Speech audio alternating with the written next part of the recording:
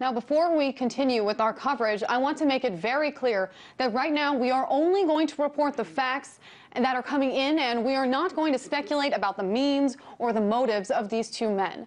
The fact is that we don't know why these two individuals did what they did, whether or not it was an isolated attack or part of a bigger network.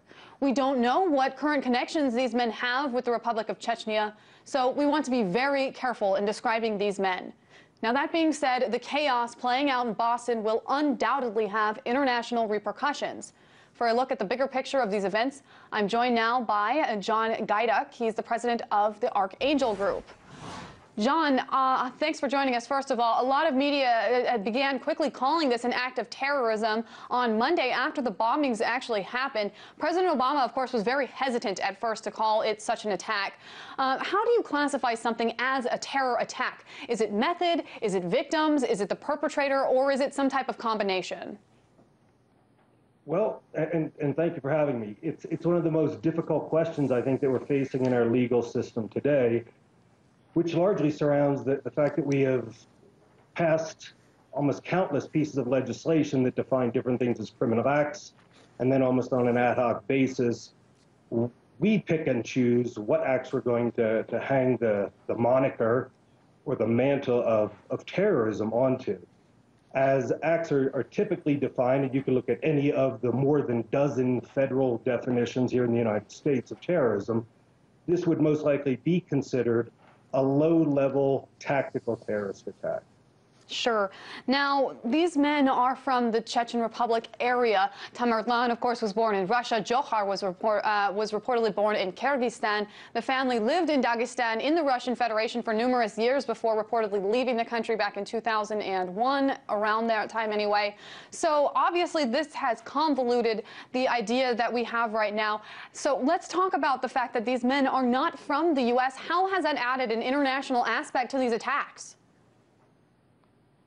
Well, one of the first things I think people in the Western world need to understand is that Chechnya is a part of Russia.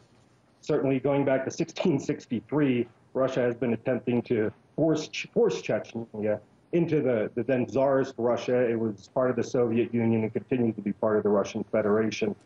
And the Chechens themselves originally began with an independence-oriented effort with regard to the resistance to the Russian Federation. When the Soviet Union collapsed, they certainly thought that was their opportunity. Russia has worked hard to keep them in the Russian Federation. And it wasn't until early 1995 when bin Laden himself sent in 10 of his top-level people, largely to try and, again, conscript the greater Chechen cause for independence into the greater global jihad that al-Qaeda was pursuing at that time.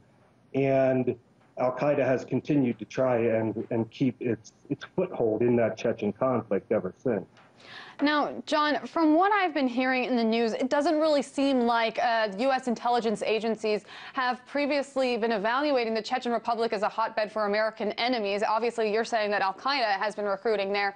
Will the fact that these two men came from the surrounding area change the American government's attitude toward the region, and more specifically, its military focus?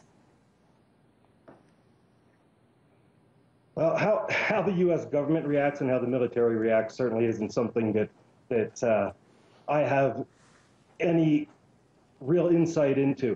I would say this: since the collapse of the Soviet Union in December 1991, the United States has continued to deal with Russian issues based on its old Cold War paradigm. And to a large degree, the U.S. originally came out in support of the Chechen cause for independence. It was the enemy of my enemy is my friend paradigm, and the Russians continue to be perceived as inherently bad, inherently evil, if you will, going back to the Soviet era. And the American perspective was that any group of people trying to wrest their independence from Russia therefore must be good. And this saw a significant measure of U.S. governmental support, even to the extent of providing political asylum to one of the top Chechen leaders who was at the time under indictment for terrorism in Russia. Okay. Now, as soon as the information came out that these men are of the Islamic faith, many began speculating and using the words such as jihad and martyrdom.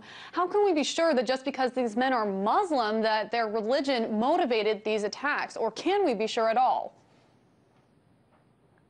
We really can't. The overwhelming majority, the vast majority of Chechens are in fact Muslim, and they have been Muslim since the 19th century, well entrenched into Islam since that time. And again, it's important for people to understand that the original effort of the Chechens was solely for independence from Russia. It was really not an Islamic effort or motivation. It was simply a nationalistic one on their part. They, of course, have been largely drawn into Wahhabism, again with the influence of al-Qaeda. Now, what exactly might have motivated these two brothers, and again, I am not ready to in any way say that they're guilty of anything, terrorist attacks, jihad. These facts simply haven't been established. But to the extent that that's even a possibility, whether they were more motivated by what would be considered radical Islam, jihadist efforts, or their own Chechen ethnicity is something that's going to have to be determined. If it was their Chechen ethnicity, then you typically would not see people with that orientation seeing the United States as a primary target. It's hard, as you said, to determine any of the facts that are really coming out about this. There are so many things that are still murky. What ties they even had to the region in the first place?